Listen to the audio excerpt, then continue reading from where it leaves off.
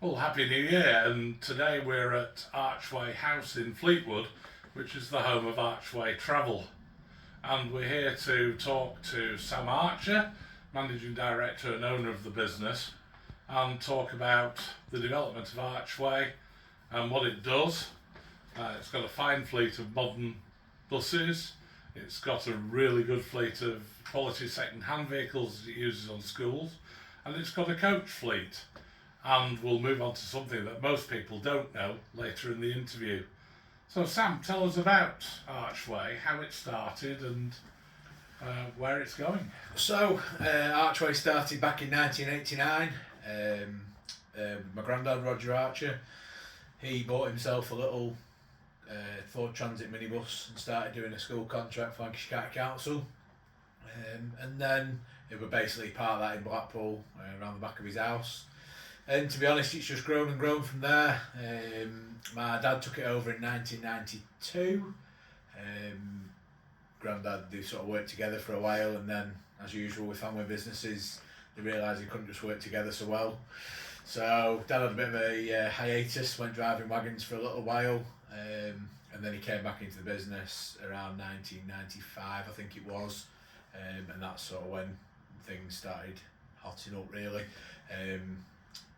We first sort of introduced deckers into the fleet. We got a fleet of Leyland Atlanteans when, if anybody remembers Town Bus, they ceased operation. So my granddad bought the deckers off them, and then we went on then to replace them with MCW Metro buses from a fleet in Blackpool. I think it was A to B Travel, something like that. And the decker fleet sort of always been the staple diet of Archway really.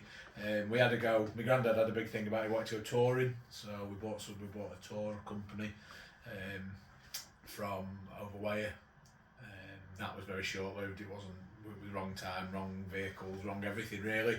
And unfortunately, it put us in a bit of a bad place. Dad had to work really hard, very very hard, to bring it back, and he did. There was a lot of stress, a lot of sleepless nights. I remember that from my childhood, about how serious it was. But he built Archway to what it is. Well, obviously, when he passed away, so I lost my dad 3.5 years ago from a very short battle with cancer. Unfortunately, just as he was starting to take a step back, enjoy himself. Obviously, we moved from Polton Industrial Estate, where the main of the operation sort of lived. And then we found this premises, and we moved up here in 2014. So we had a good few years together building it and making it into what it is today. And unfortunately, he didn't just get to see as much of it as we would have liked. So I took over, like I say, in 2022, and that's sort of when I started putting my stamp on it. My background being, I served my time at Volvo Trucks in Preston. So obviously Volvo was my staple diet. Over the last few years, we've fairly motored on with replacing the fleet. Dad and Grandad, they always sort of worked on the older deckers and the older coaches, and we get the last life out of them, which is good. But I'm a mechanic by trade, and around here there's a bit of a shortage of commercial workshops. So I thought my emphasis was, if I can get our fleet to be newer, we won't be doing as much repair and maintenance on them. So we'll be able to offer outside maintenance, which has basically worked well, and it's allowed us to get to where we are today. And going forward, it'll allow us to keep building. I'm very very humble to my granddad and my dad. They've given me a fantastic footing to do what I'm doing today. They always say it's the third generation that ruins the business, so I've just got to try my hardest not to. But no, it's great, and it's my buzz. Effectively, is I get a buzz from seeing the vehicles about, seeing the name about. My dad, my granddad, my gran, they'd all been sort of really proud to see the name out and about, and that's what it's all about for me. Like I say, I enjoy what I do, so it's keeping the Archway name going really. So yeah. Okay.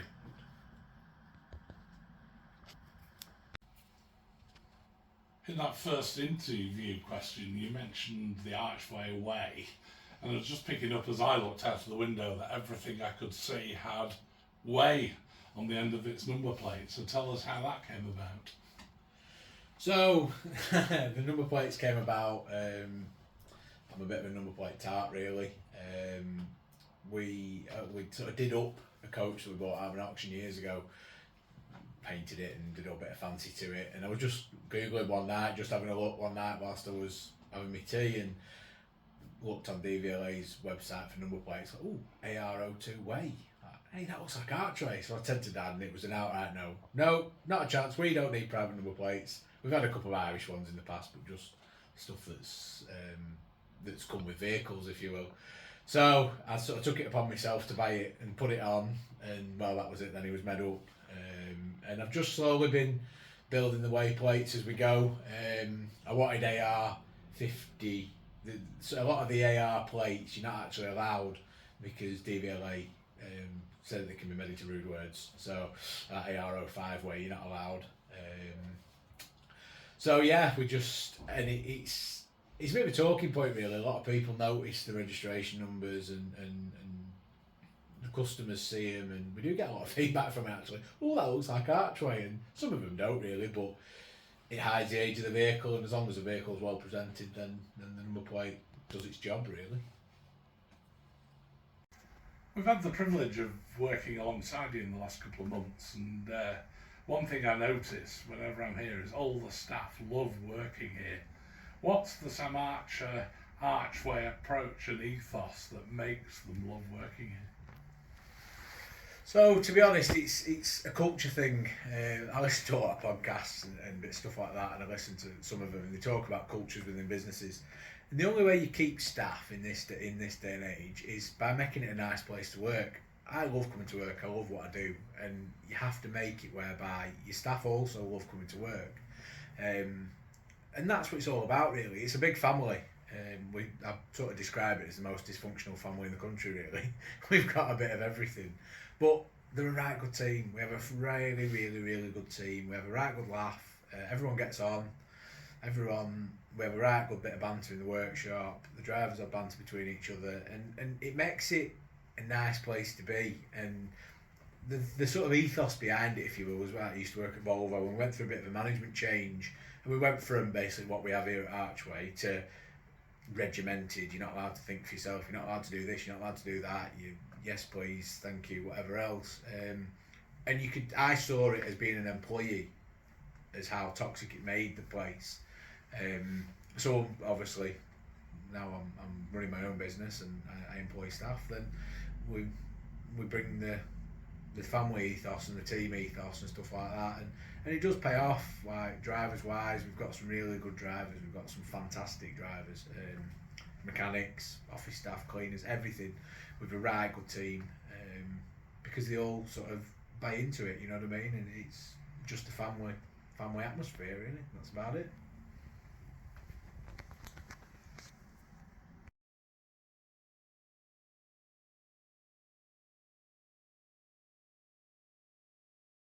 And just recently, you've taken on the contract for the Fleetwood to Preston Lancashire County Council Service 74 and 76, and you bought new buses for it.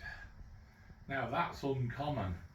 Usually, council contracts are old second-hand buses.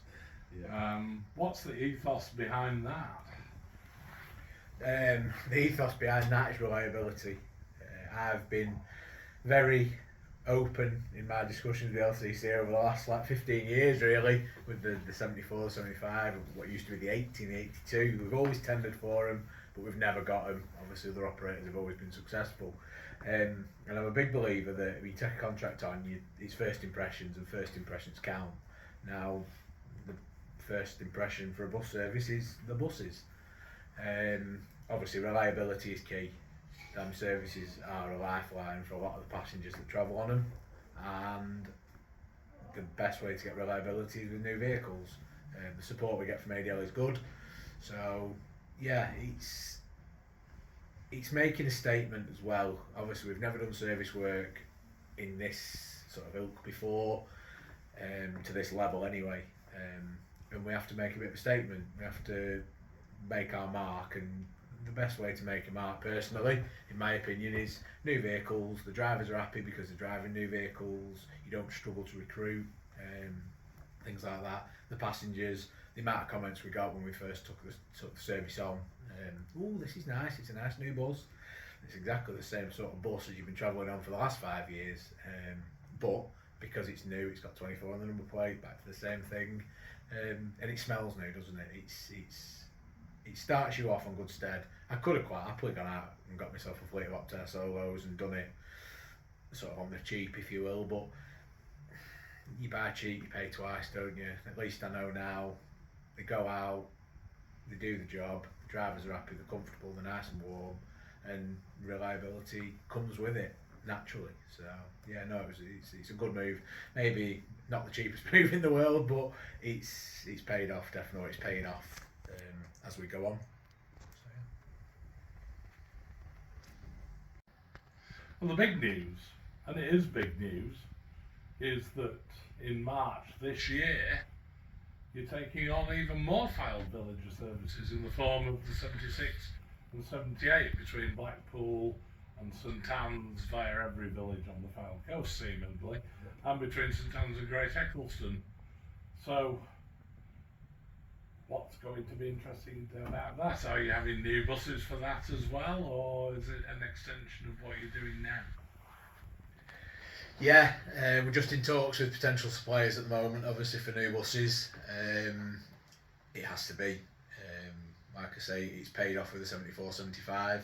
So the 76 and 78, there's no reason why we'd do anything different. I'm a bit OCD. I like uniformity. So I'm sort of erring towards the little ADLs again. For what they do, for the routes, for the roads they go down, they're ideal. They're not just as heavyweight, if you will, as some of the other options on the market, but for us, for uniformity of the fleet, for vehicles that can do any route, drivers get used to the length, the sizes and everything. I think that's sort of where we're going to go with it. And it's nice to keep the Fylde Villager brand all the same throughout. Whether you get on a 75 or 74 or 76 or 78, you get on the same bus, chances are the drivers are definitely going to be doing all the different services. And it's friendly faces, nice buses, back to the same thing. We're making a first impression on that customer base, just like we have with the 74 and 75. And it does pay off. Like I say, with the 74, 75, we've had some fantastic reviews. People have taken time out of the day to actually congratulate us on how well we're doing and how good the drivers are. And I want to see the same thing from the 76 and 78.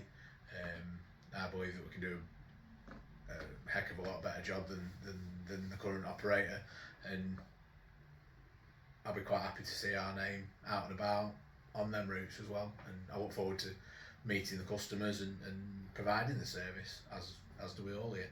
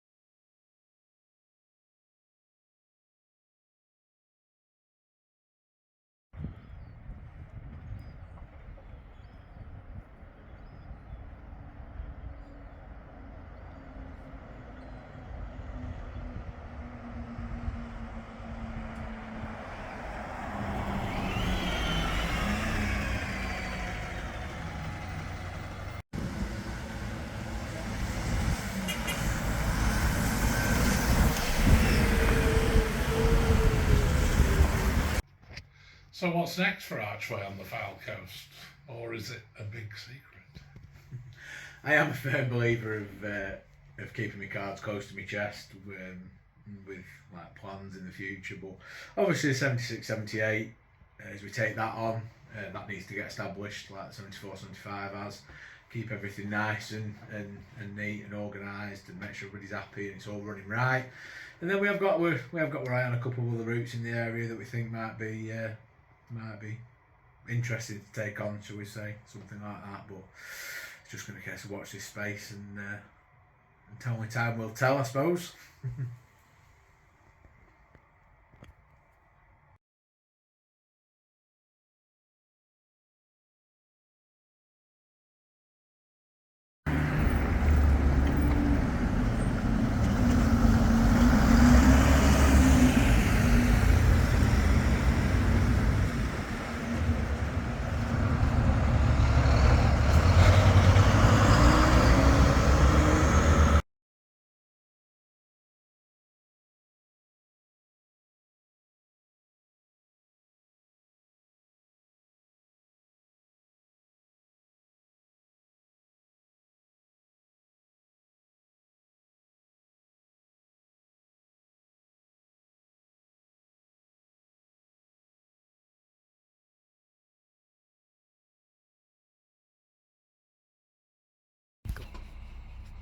So we sat on one of your coach fleet, and you've got a really modern coach fleet now. What's it used for? To be honest, the coach fleet is sort of a spin-off of the Decker fleet. It's all for schools, the more longer distance school private hires. Obviously with the PSVR ruling that came in, all the coaches on our Lancashire County Council school contracts had to be PSVR compliant since 2017. So that's one thing that's made me venture more into the PSVR coaches, alongside the fact that we do a bit of rail replacement. The main thing is the school private hires in the middle of the day. Manchester, Liverpool, Leeds, Yorkshire over that side. You can't really send a Decker. It's a nicer experience to go on the coaches, and it's just a supplementary side as well. The new near plan that we bought in May this year, that's PSVR. It's nice to have nice things. I'm a firm believer if you get drivers, they like driving new vehicles, they like driving nice vehicles. Obviously it's got cameras instead of mirrors. It's Euro 6, with the no doubt upcoming Manchester low emission zone. We need to get more Euro 6 vehicles in the fleet. Obviously the Plaxton Leopard we got the year before, that's a 72 seat school bus configuration, PSVR compliant Euro 6. It just ticks every box. If you could get a few more suitcases underneath it, it'd be even better, but they are what they are. It's been a cracking motor for us, and if Plaxton was to build them again, I'd have some more, but unfortunately we can't get them. So yeah, that's pretty much where the coaches came from.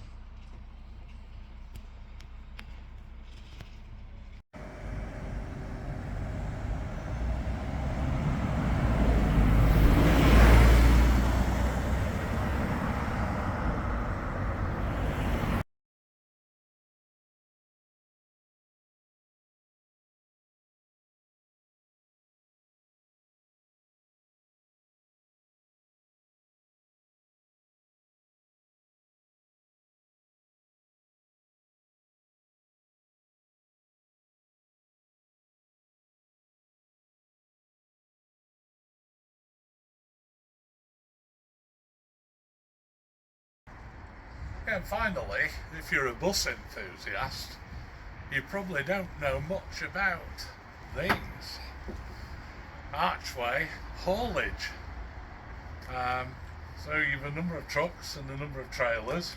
Yep. So how did you get into that, and what do they do? The haulage side of the business started when we moved into Fleetwood. So 2014 we found this premises.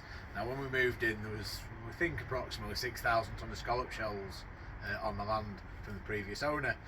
They used to make a shell render, and they used to, back in the 80s, they'd spray it on the side of your house with polystyrene balls. It was like an insulation material, if you will. Now when we moved in we had these shells to move, we found an outlet for him. So me and Dad said one night, "Oh, Sadie, should we get a wagon? And we'll take turns and we'll run it over to Scunthorpe and backwards and forwards." So we got one, and then once you've got one, you need a spare. So we got two, and then once you've got two, well, you might as well get a driver for the second one. And it's grown and grown. We moved the shelves, all the shelves went. We currently do all the transport for a local fish company in Fleetwood with a fleet of refrigerated trailers, and we are the sole contractor for a timber frame housing manufacturer in Longridge near Preston. So we move all the cassettes, floor kits, joists and stuff like that for them. So we're up to a fleet of 9 wagons at the moment, and we have one bulker as well, one bulk tipper that we kept from the Shell days. That goes out every week. So yeah, it's sort of just a natural. My background is wagons really, with Volvo trucks, so hence why the fleet's all Volvo. And yeah, that's where the wagon started from. So it was just a random beginnings, but it's grown into quite a nice business, to be fair. So it is no coincidence that when you pass an Archway van or lorry on the M6, it does belong to Archway of Fleetwood. It's even got the number plate to go with it.